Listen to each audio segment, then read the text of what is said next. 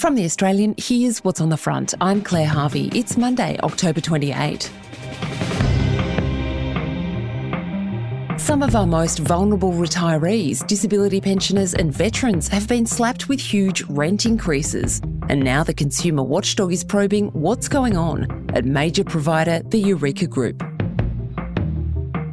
John Winfield, the husband of missing woman Bronwyn Winfield, left out crucial facts and appeared to make inconsistent claims in his only police interview.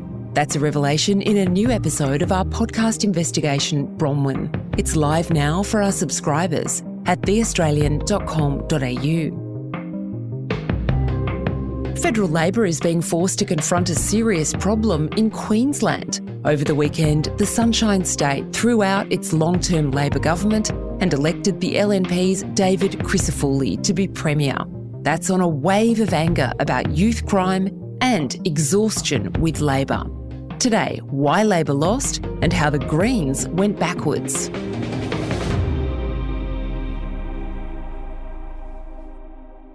Queenslanders have voted for hope over fear.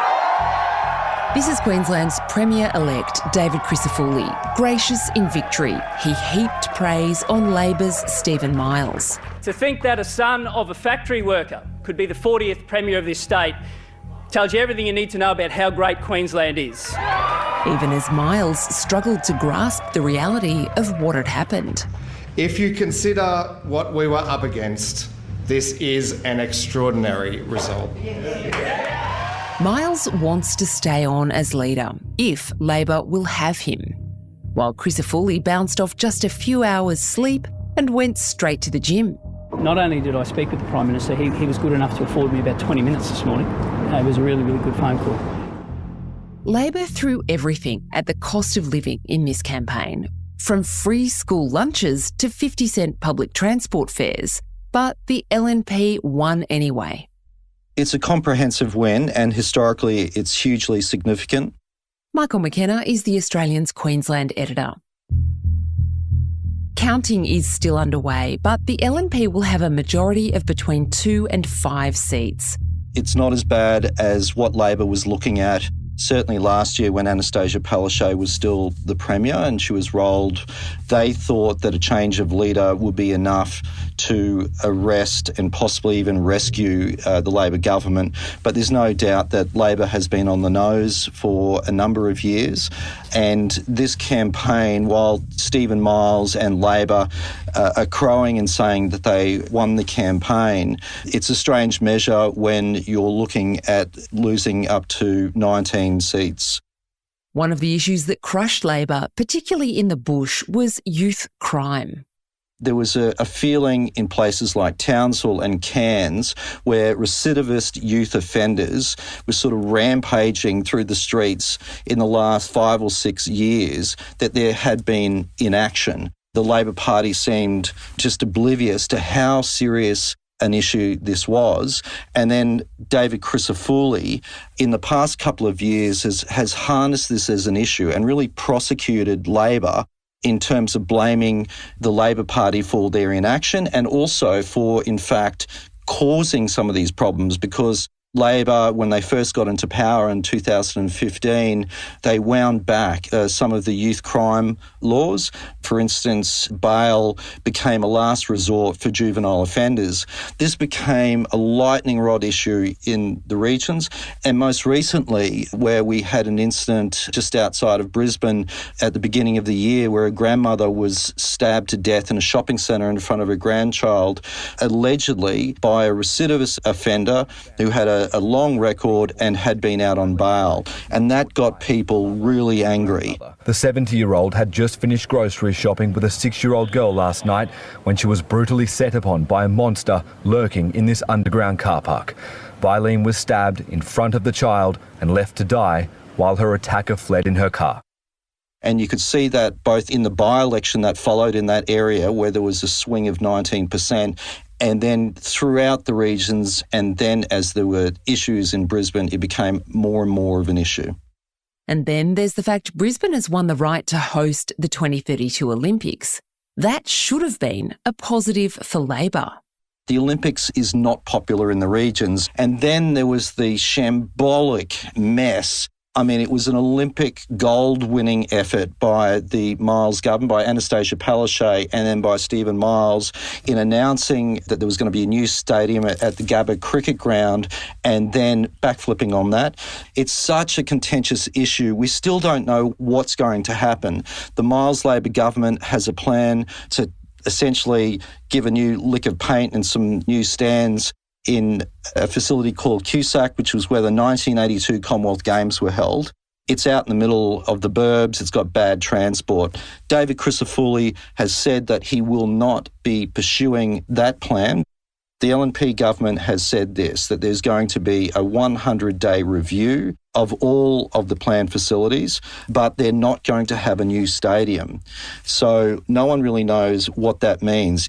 It has bewildered particularly the people of Brisbane. People just shake their heads because we don't know where we're going to go.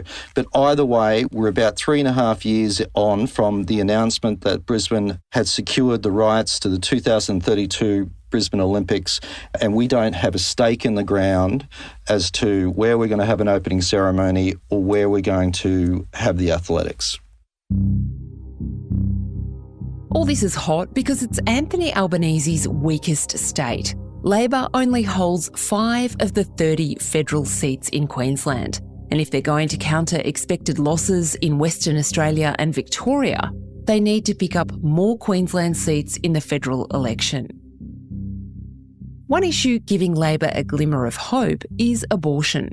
It became a headache in the Queensland campaign for David Crisafulli.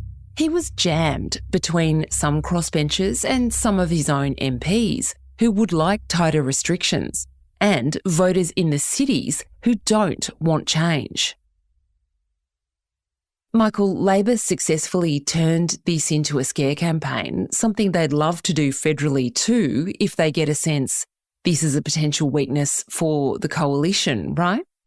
You're right, Claire. We're hearing that there are plans, certainly from the Labor movement unions, who were the ones that really fueled this campaign in resourcing social media and advertising and having leaflet drops in marginal seats and accusing David Crisafulli of having a secret plan to recriminalise abortion. He didn't want to answer it. He was asked 130 times or so what he would do, and it was only in the last days of the campaign that he said he was pro-choice. He was flat-footed. But I think federally, Peter Dutton is, better on his feet. He's battle-hardened, and I think he might be able to give a straight answer as to what he believes in and how the federal coalition would handle an issue. But you've got to remember that this is state law, so it's a different thing in terms of the federal theatre. Coming up, how it all went sour for the Greens.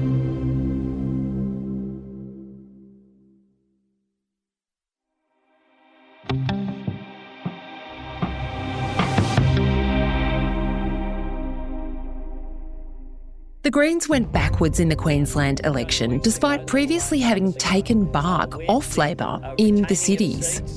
Albanese was triumphant. Gaining a seat off the Greens political party, I think, sends a message as well that people who elected Greens party representatives to state and federal parliament expected them to play a progressive role, not to play a blocking role. Earlier this month, the ACT election saw another long-term Labor government retain power, but their Greens coalition partner went backwards. So, Michael, what does that mean for the federal election, which is likely sometime in the first half of 2025?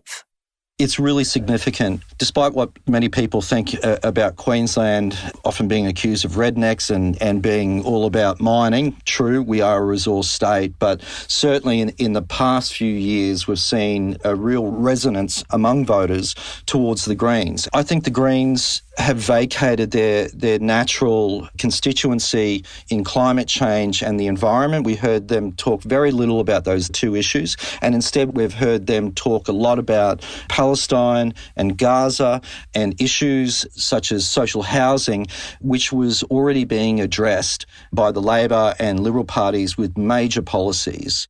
The Labor Party also ran a red-hot red shirt campaign where they adopted the strategies that the Greens have been employing in recent years with lots of door knocks. But I think that the Greens' popularity is steadily on the decline, and you've got to wonder whether it's because they're not concentrating on their strengths, which is advocacy for the environment and promotion of climate action policies. Michael McKenna is the Australian's Queensland editor. There's another big voting day on the way. The US will cast ballots for President, the Senate and the House of Representatives on Tuesday, November 5. We've got a team of reporters on the ground bringing you the best news and analysis. Check us out at theaustralian.com.au.